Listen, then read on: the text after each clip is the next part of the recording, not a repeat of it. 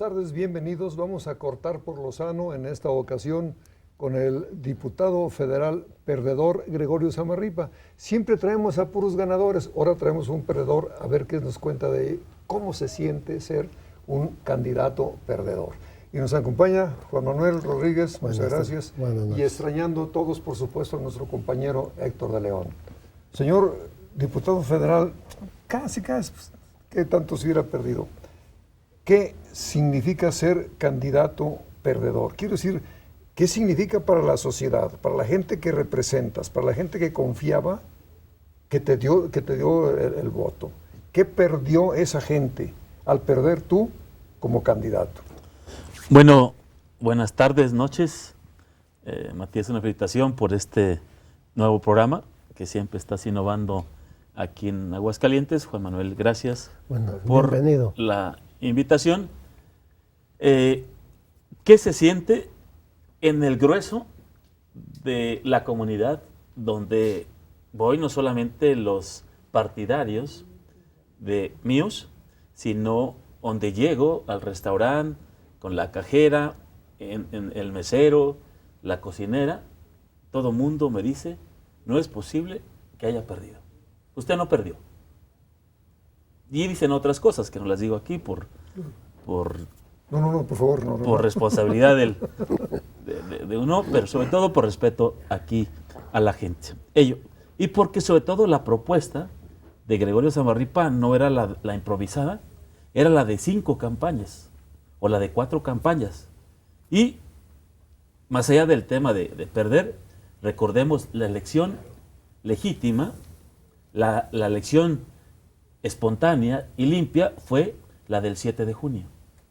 Y en ese matiz, limpia en el contexto jurídico, porque fui el candidato que más atacaron desde el mes de diciembre del 2014.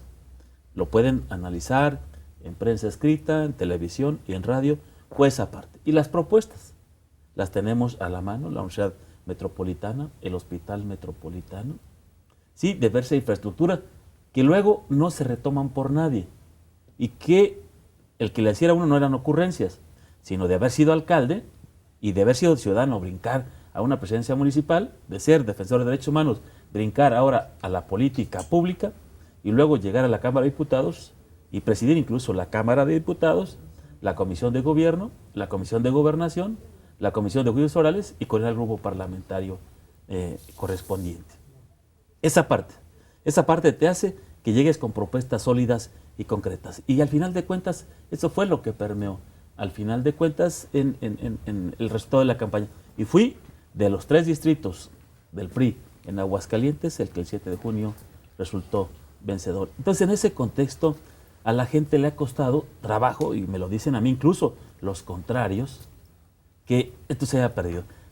En su mayoría, yo creo que el 99%, todos reconocen que esa elección no se perdió, que esa elección fue manipulada, que en esa elección hubo algunas cosas muy raras, que ya luego las platicaré en adelante, y que las viví como abogado, litigante que soy, la viví en Monterrey, la viví en México, la viví en los análisis correspondientes, y en esa parte la sociedad no ve a Goyo como perdedor, y no porque, Matías, me hayan roto el récord histórico de llevar 5 campañas ganadas, las 5 en las que he participado, y esta que se repitió en un año y medio, que hice 2 campañas en año y medio, después de estas agotadoras, la gente no cree esa parte, y todavía son la historia reciente de Aguascalientes, está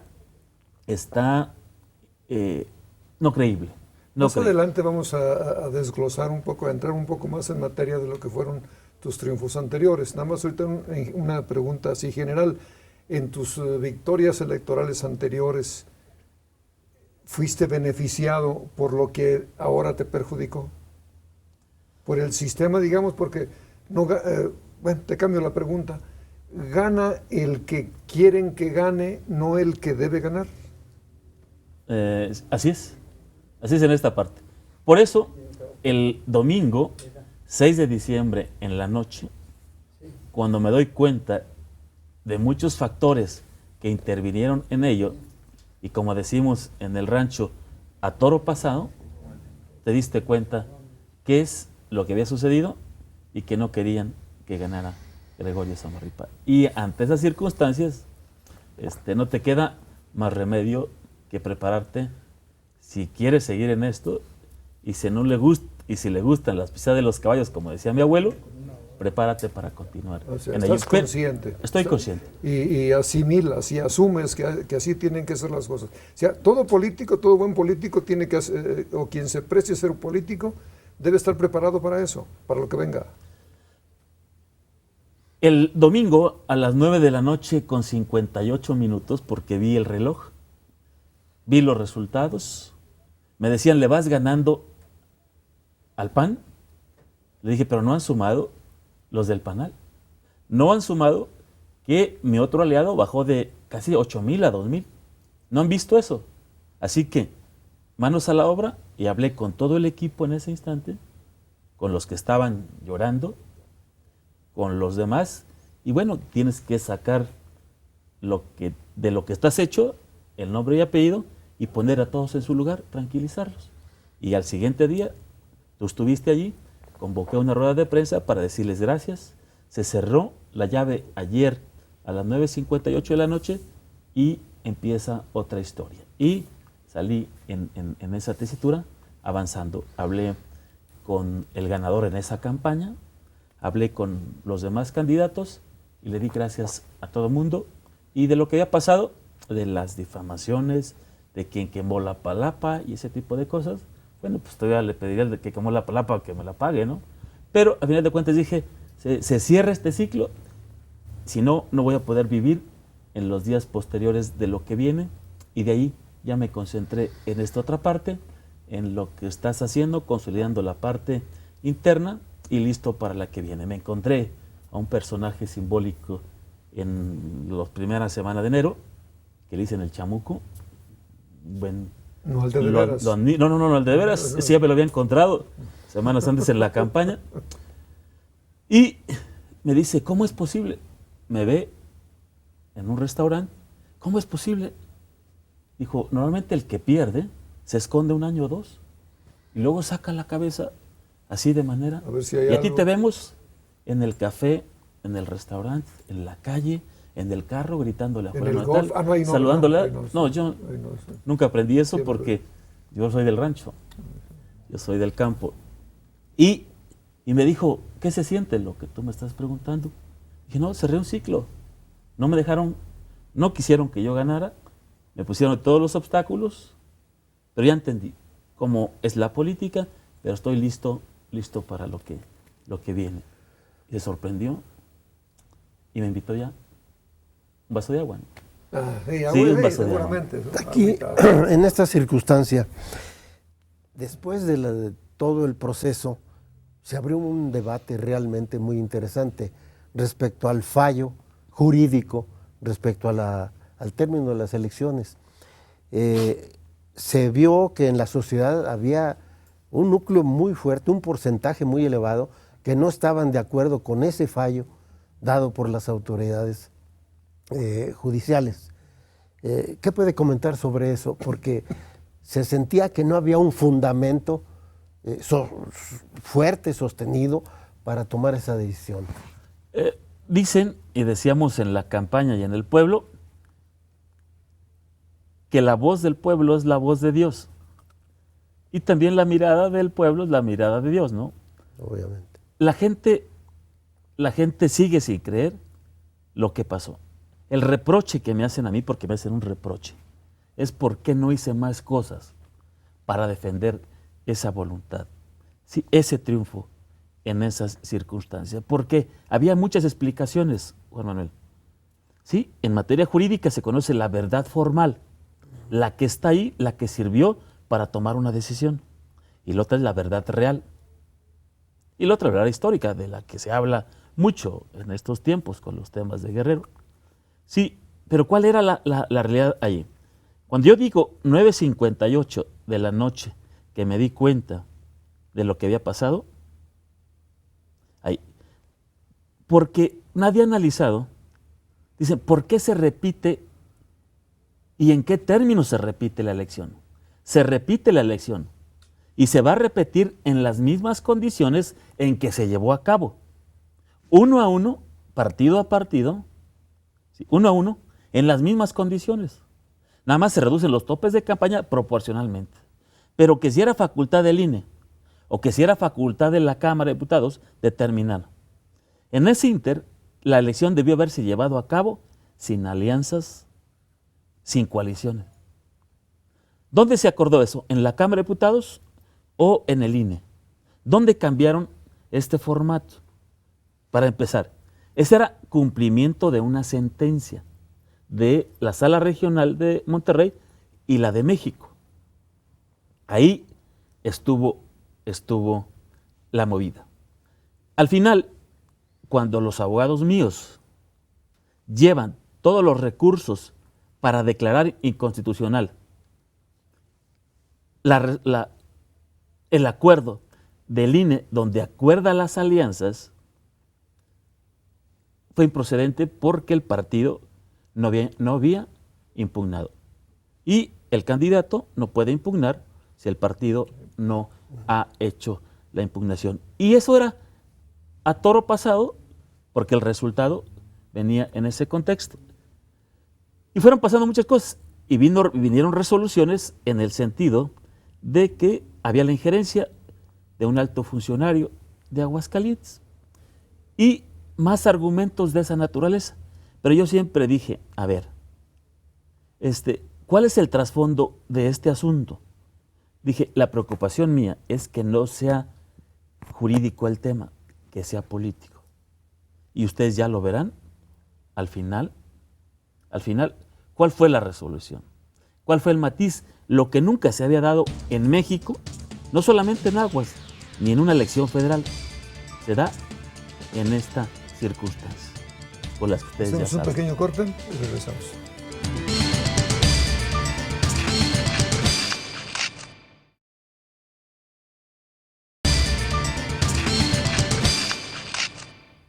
Estábamos en que también se dice en el rancho que palo dado ni Dios lo quita. Estabas con la respuesta.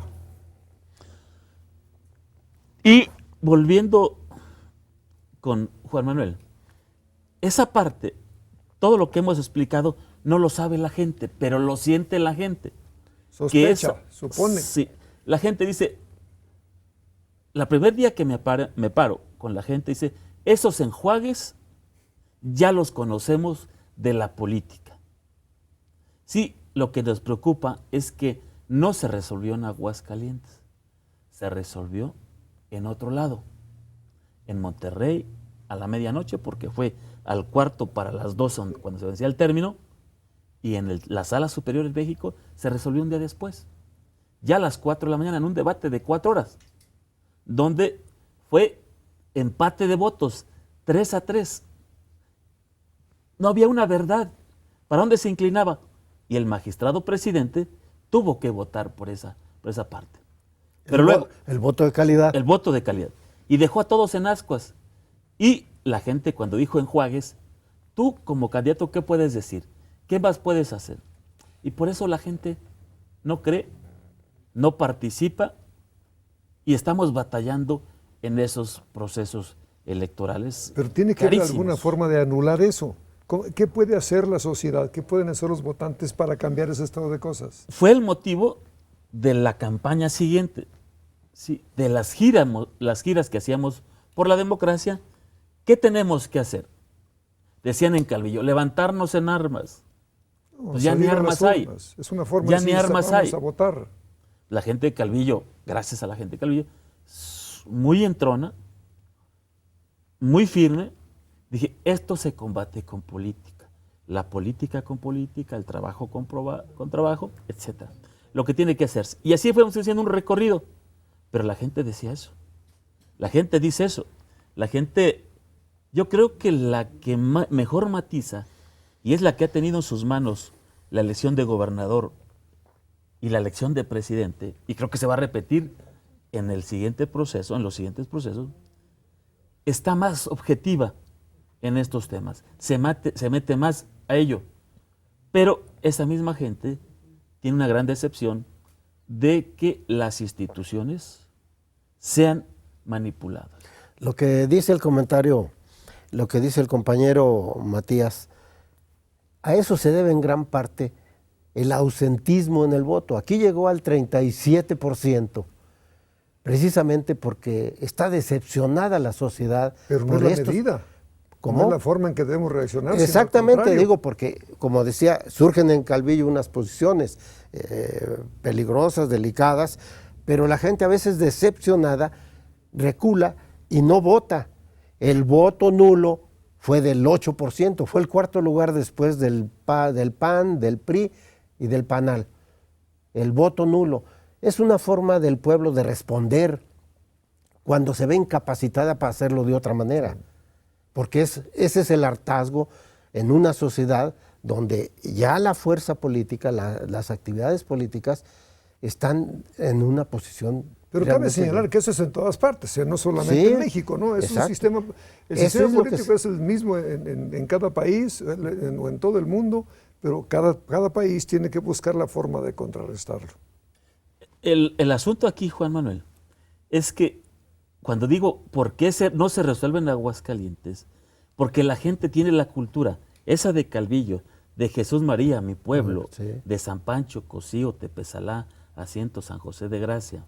Sí, tienen la cultura de que la elección se gana con votos y que el voto vale, porque eso dice el eslogan de la autoridad electoral, de todas.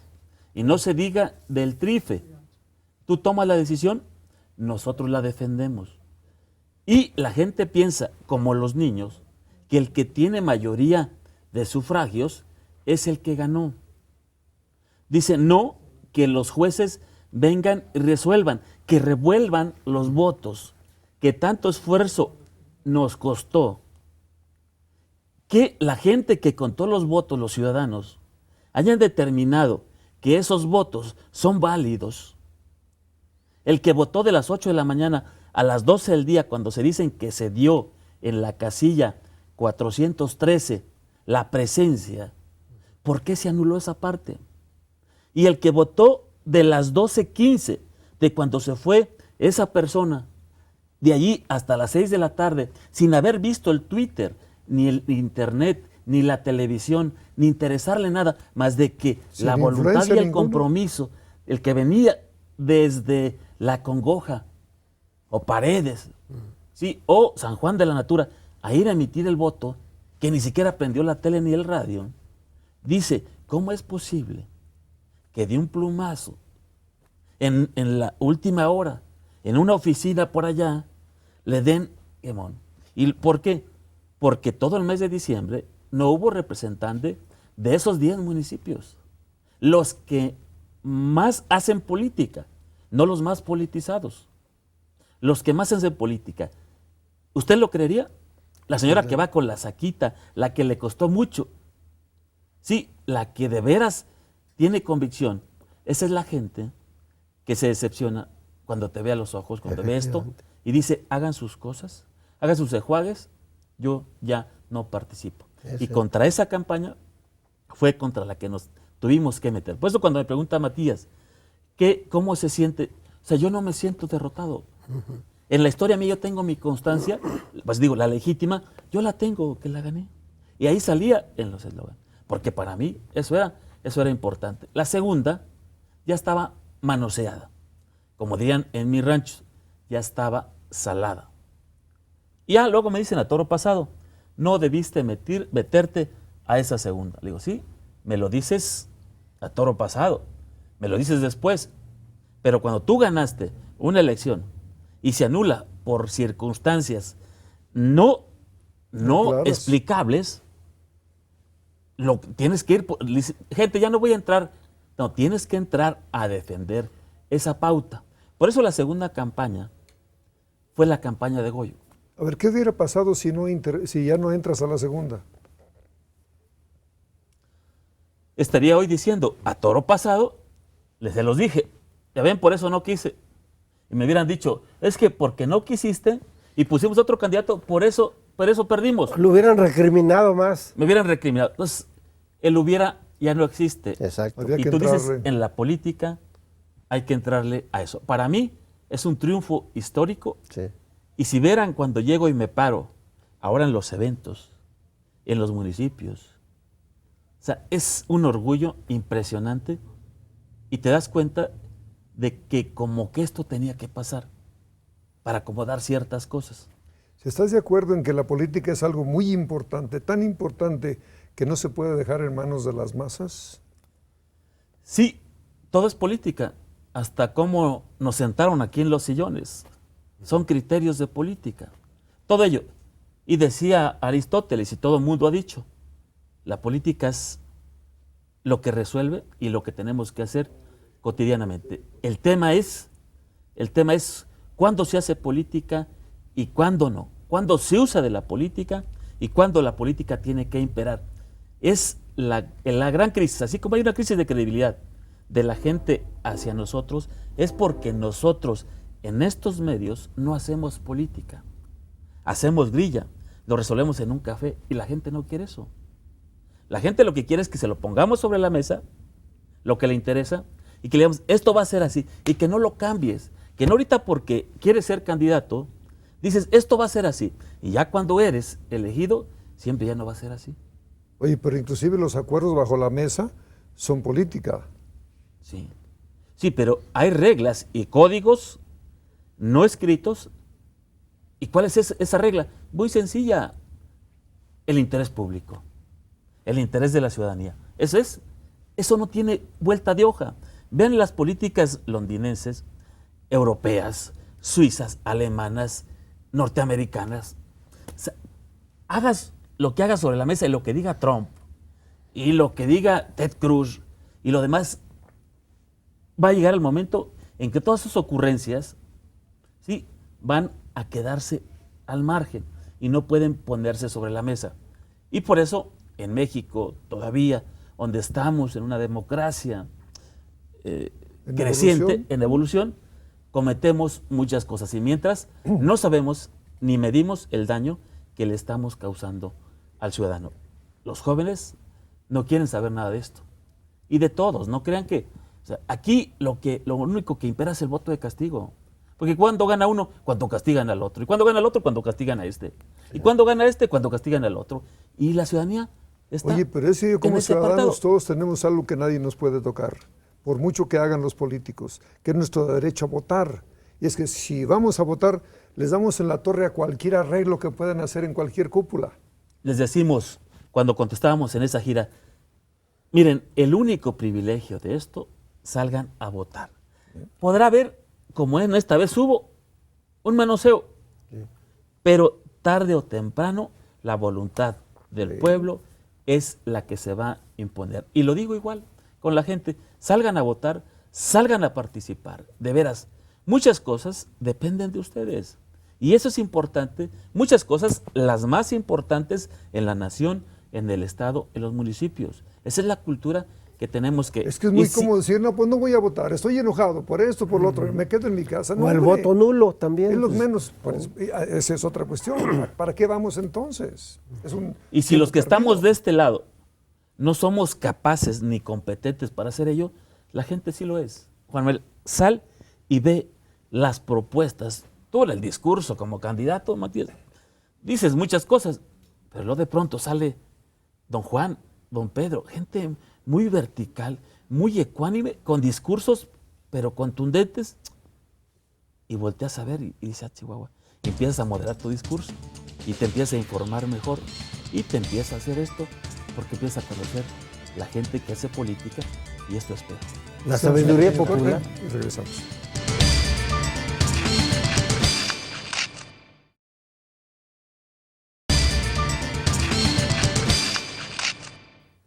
¿Recuerdas sus promesas de campaña? Sí, era el tema de la Universidad Metropolitana, educación para la gente del campo, porque pues, la mayoría quiere estudiar derecho, la gente de las negritas, ¿sí? Los vecinos de los campos, de la Montesa, de esa zona, pero no, usted va a estudiar... Tierra de Dios y María Santísima. Usted va a estudiar en una tecnológica, o en esta, o en otra. Yo quiero ser médico, pues, quiero curar a mi gente, quiero salir de pobre. Eran los argumentos de Y esa es la historia de Goyo. Y por eso promovíamos la educación de la gente del campo de calidad para ser competitivos y no tenernos que emigrar a la ciudad, a formarnos y luego perder la identidad en la ciudad. Ya no voy al rancho, sí voy al rancho. ¿Voy vestido o no voy vestido? ¿Voy de traje porque soy abogado o no? ¿O qué hago o no? Esa es la parte. Y la segunda era salud. El tema del hospital metropolitano. Yo gestioné el hospital del Seguro Social, la Clínica 3, que está en Jesús María. Jesús María. Sí, y promovíamos esa parte. Pero también por la otra parte, pues los municipios son los más raquíticos, los más pobres. Ve a Cocío, El Llano, Tepesalá, Asiento, San José. ¿Y para qué les sigo? Están marginados, están condenados a... Yo fui alcalde, entonces la propuesta era mejorar el presupuesto para los servicios públicos de toda esa gente. Entonces, pero también etiquetar los dineros porque luego usted lo aplica, por ejemplo, a servicios y se lo aplican a gasto corriente. Y pues nunca se va a ver reflejado en la comunidad. En ello. Entonces era parte de mis propuestas que teníamos allí, pero aparte el Consejo Permanente para el campo. Sí, pero sobre todo la conexión y la gestión que teníamos.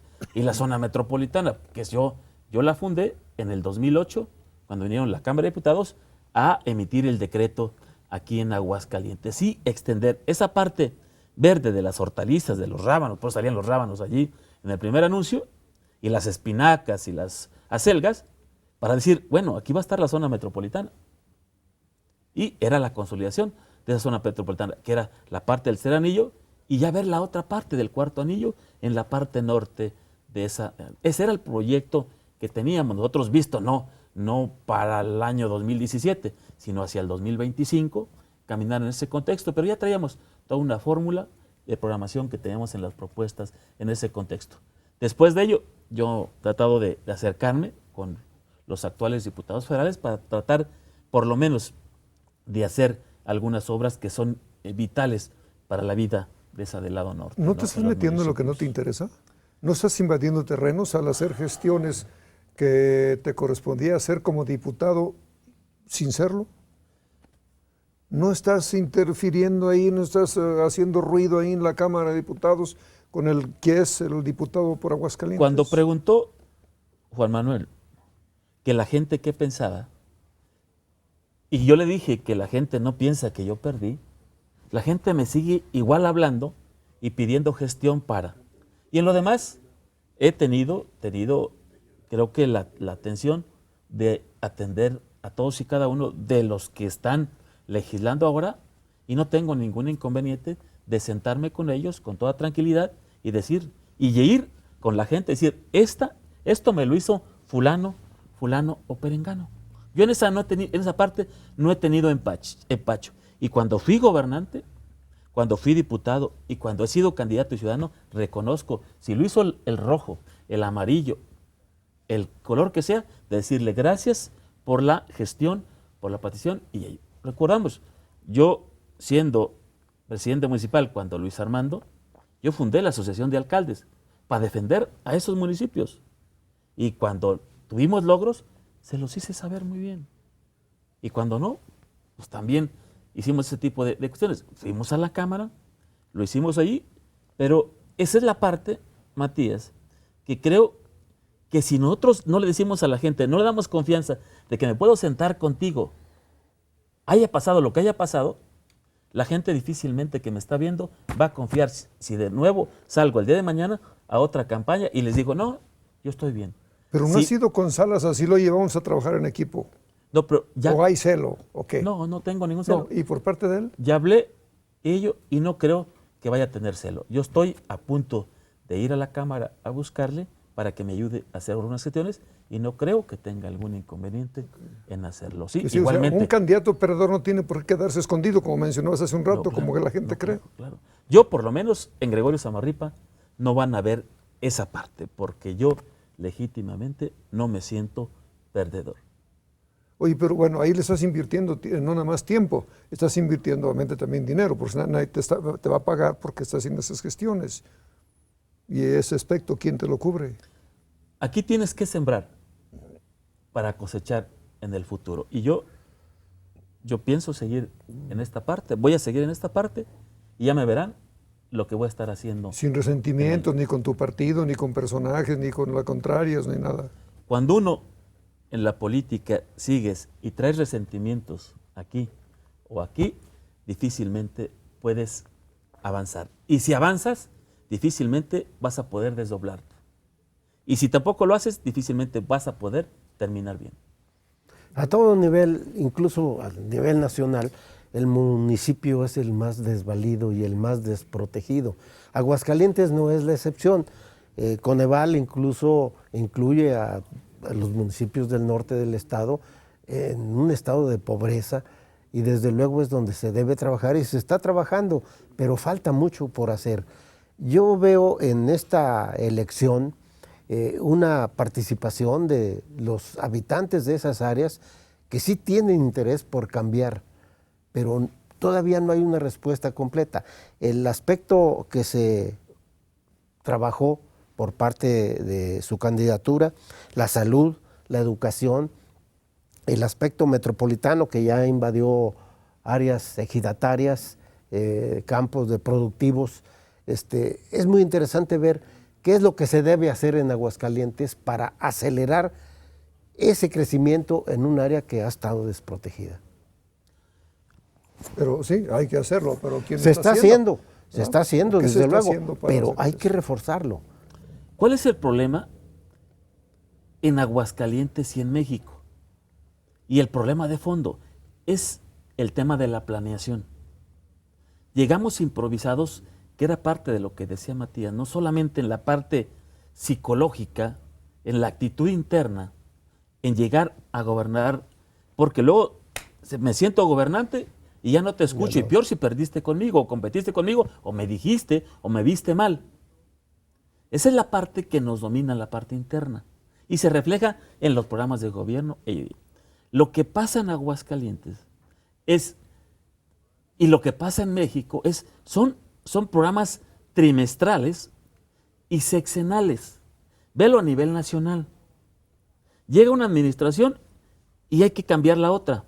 Llega en los estados otra administración y hay que cambiarla.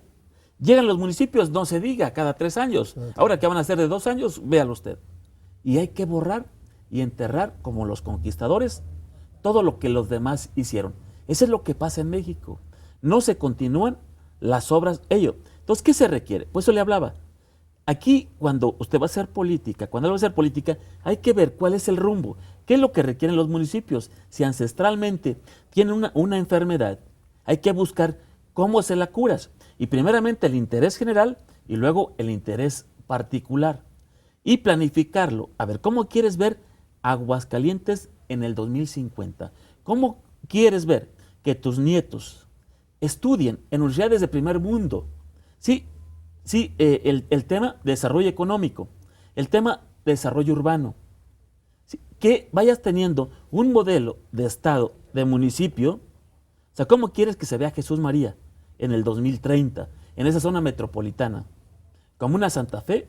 ¿Como una Manhattan? ¿O como qué? Porque tiende hacia ello, esa zona dorada, norte de Aguascalientes. ¿Cómo hay que proyectar el tema del agua, que está por acabarse ya en 10 o 20 años y que no tenemos ni siquiera los programas ni la continuidad para saber qué vamos a hacer? Dijimos, ciudad alterna, el norte, para utilizar las aguas que están allá en la Sierra Fría, pero ¿hemos implementado la infraestructura para poder desarrollarla o llevarla hacia allá? No. Entonces, ¿qué tenemos que hacer? Pues tienes que ver cómo va a ser el sistema de justicia más adelante, el sistema de derechos humanos, el sistema democrático, y hacer reformas en el futuro, donde no discutan ni debatas ni se rompan reglas. Porque esa es una reforma para el año que entra, cuando está gobernando X o X, y eso va a ser un obstáculo, porque a mí no me conviene, a ti tampoco. Entonces, vela en el futuro, y si la ves en el futuro, más allá de 10 años, ni a él le va a interesar, porque él termina dentro de 15 años, dentro de 20, pero esa reforma va a aplicarse hasta dentro de 50 años.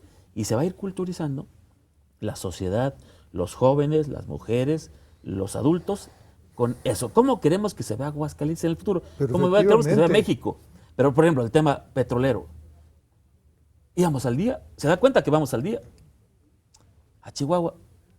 Y pues los que no tienen petróleo tienen menos crisis que nosotros, porque no has planificado a largo plazo para que tengas plan E, plan B, plan C en ese contexto. La política es igual, porque una cosa es hacer la política de la campaña o la grilla, y la otra cosa es ya cuando te paras, si no vas bien formado para ser un buen diputado, un buen presidente municipal, un buen administrador de esto, te vas a caer solito. No, inclusive necesitamos necesitamos los políticos, todo el tipo de personajes que se requieren para que ejecuten esos proyectos de los que tú mencionas.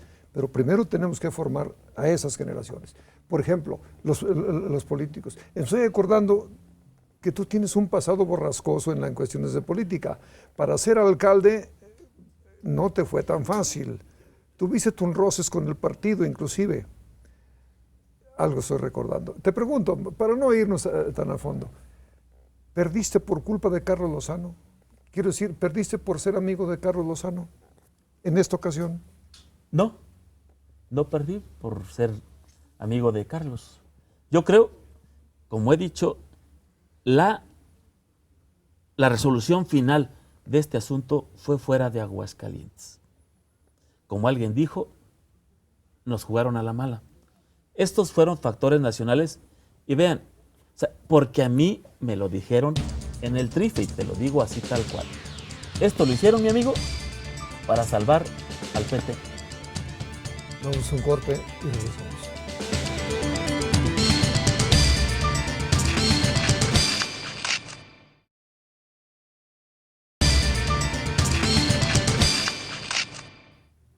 Oye, candidato, pues ya hace tiempo que vienes haciendo cosas por el PT, pero bueno, mira, sabes que es el último bloque del programa, lamentablemente el tiempo se va volando.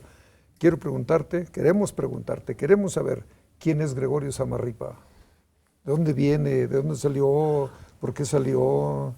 Bueno, lo dije muchas veces, no me gusta Mientras mucho no lo digas aquí, nadie se va a dar hablar cuenta. de ello, claro. Bueno, yo soy hijo de una familia de 12 personas. No había televisión, como decíamos en el rancho. Mi mamá no sabía leer y escribir, murió sin saber leer y escribir. Y de los grandes episodios de lo que pasó en esto, ella el 29 de septiembre, en ese inter de la campaña buena y la mala, falleció. Mi papá estudió nada más el primero de primaria, pero lo raro de mi papá es que sí sabía contar los dineros, ¿no? Eso no batallaba. Y pues éramos hijos de ejidatarios. Donde está la Universidad Autónoma de Aguascalientes, era nuestra parcela.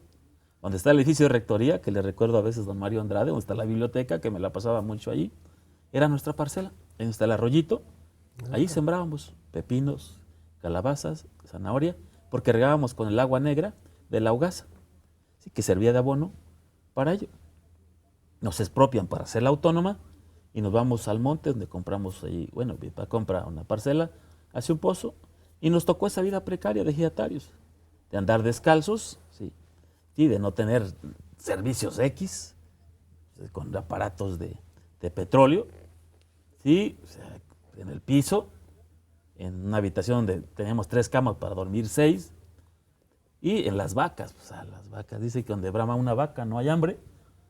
Y eso teníamos que, para estudiar, teníamos que levantarnos a las 5 de la mañana, 1:30 de la tarde, cortar las 2 toneladas de alfalfa, irnos a bañar, comer, para irnos a estudiar. Y luego, pues en la autónoma, si gastabas lo del camión, tomando una torta, tenías que ir a pie, y después de las 9 ya no había brujos. De regreso, y eso fui haciendo. Y no funcionaban las escobas. No funcionaban las escobas, que me hiciera abogado, porque mi papá quería tener un abogado, yo quería ser médico, y pues me hice abogado. Y cuando salí dije, me equivoqué de carrera, esto no me gusta. Yo quiero ser filósofo, historiador u otra cosa. Entonces eso me hizo. Pero ya me dedicaba a litigar, ya ganaba mis dineritos. Y lo primero que hice, mi mamá renegaba mucho. Mi papá, en el rancho muy duro, lo primero que hice es hacerle una casa porque eso era, y me encargué de ella, ¿no? A partir de allí me encargué de ella. Y hubiera sido un privilegio, yo creo que el mayor de mi vida, el encargarme de ella, ¿no? Y de ahí me empecé a ir a Guanajuato para estudiar una maestría porque buscaba algo que me liberara lo que traía aquí en medio. Y de ahí me fui a España. Y todo sin un centavo de beca ni de transporte de mi bolsa. porque quería ser autónomo, quería pensar por mí mismo, quería ser independiente, que cuando llegara a un lugar yo fuera yo y yo determinara lo que la gente me pidiera. Y luego regreso como activista en derechos humanos. Trabajamos en la Acción de Derechos Humanos de Aguascalientes y fui candidato a ombudsman. Estuve en la terna y perdí. Perdí al final con Omar Williams. Y eso hizo que luego me invitase el partido, gente del Lo partido, mismo, en que Jesús gane María. el que necesitan que gane, ¿no? Sí, esa vez me jugaron un poco parecido a esta segunda ocasión. El PRI me hace el favor de abrirme cancha el 26 de julio del 2006 en Vips Galerías, y perdón por decírtelo, a las 7 de la noche me dicen, te subo en cuadro, no tenía nada el partido, me aviento, juego y gano. Y de ahí en adelante hasta la historia final de ello, ¿no? Eso es lo que he hecho en mi vida y por eso el cabildo itinerante, el salir ahí a hacer yo hice las consultas públicas, eso que han inventado ahora en la Constitución para ver si hace una consulta del salario de los diputados, yo las hacía en el 2008 en Jesús María, el pueblo participaba y decidía si quería una política pública, una obra o la autorización de algo, lo hacía así. Sí. La zona metropolitana de ahí surgió y en la Cámara salieron cosas como la cláusula de insaculación para elegir al Consejo Consultivo, que es el que manda al ombudsman o dirige la política pública, que luego la echaron ya para atrás. ¿Sí? Todo ese tipo de cuestiones yo las iba llevando a cabo, el tema del bullying, que también lo hice acá, y la candidatura independiente, la iniciativa a nivel nacional, la primera que se dio, ¿sí?, de candidaturas independientes, pues la presenté yo aquí en Aguascalientes, pero no era nuevo, ya la traía yo desde España, ¿sí?, la traía ya con la gente de la UNAM, y fuimos haciendo esa parte, pero te explico todo ello porque esa es la esencia de Gregorio Samarripa, pero sobre todo por eso hice la segunda campaña.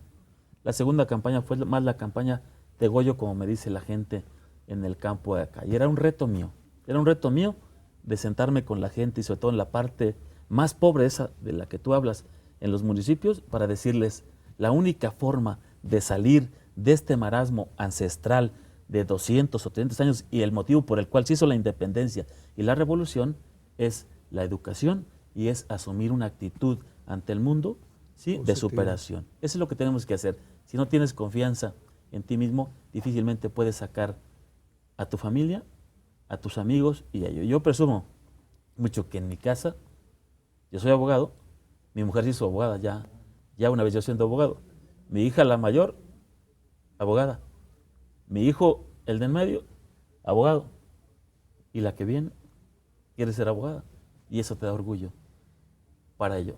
Y eso es, en simpleza, lo que hago, pero aparte, yo sé y estoy consciente de que esta vida es única. Entonces, creo que no debe estar limitada por ese tipo de prejuicios que dice. Me decía mi abuela, mire, mijo, si no le gusta que lo pisen en el baile, no se meta al baile. Si me metí o baile de brinquito a temas de la política, sí, ¿Qué? porque no somos enemigos en la política. No tenemos otra cosa, lo dije en el debate, en Calvillo. Me referí a varios compañeros candidatos con sus esposas, que estaban allí afligidas y afligidos. Le dije, miren, a mí me han atacado muchísimo, pero mejor les aconsejo esto. Si quieren tener carrera y hacer esto, les paso una experiencia mía. Si construyendo con todo mundo, saludando a todo mundo. Se les dijiste a los que te habían atacado en el aspecto familiar. Así es.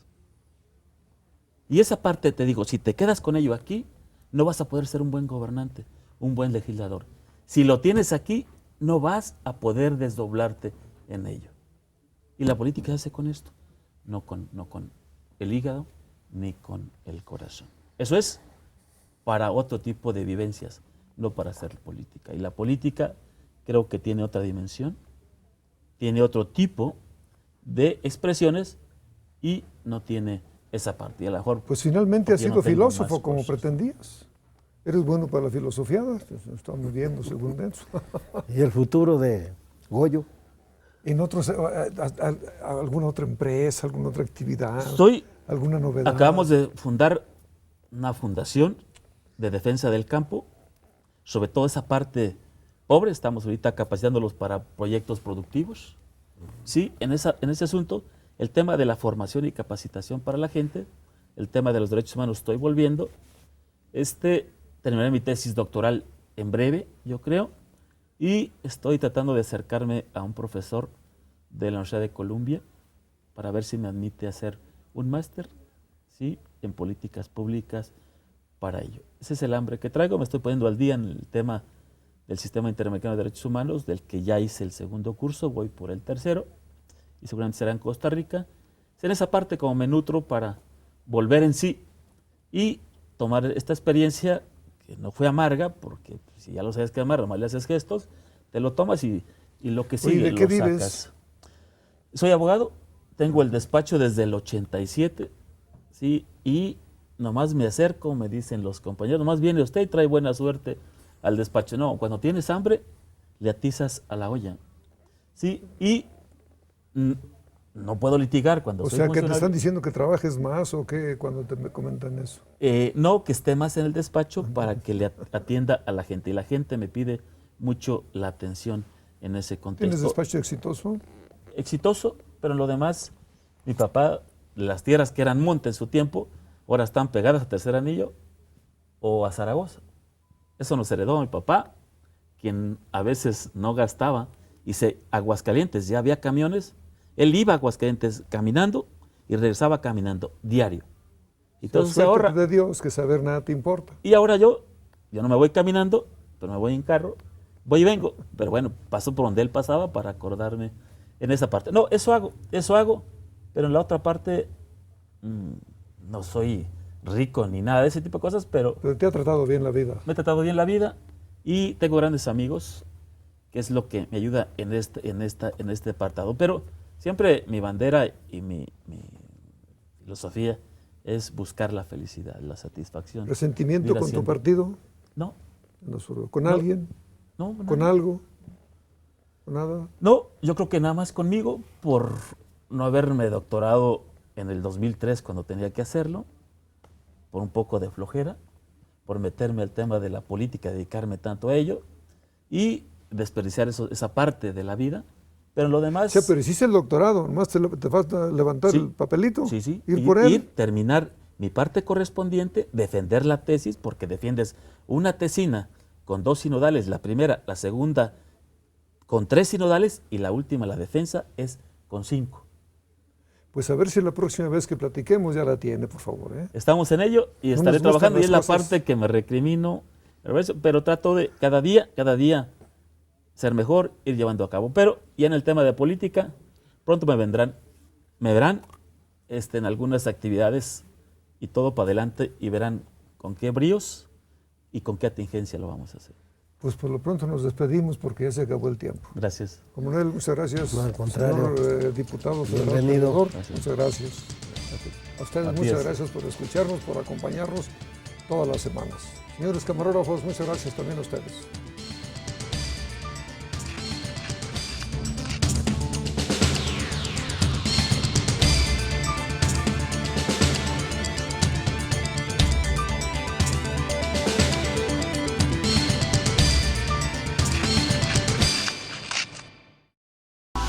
Esta fue una producción de Aguascalientes TV.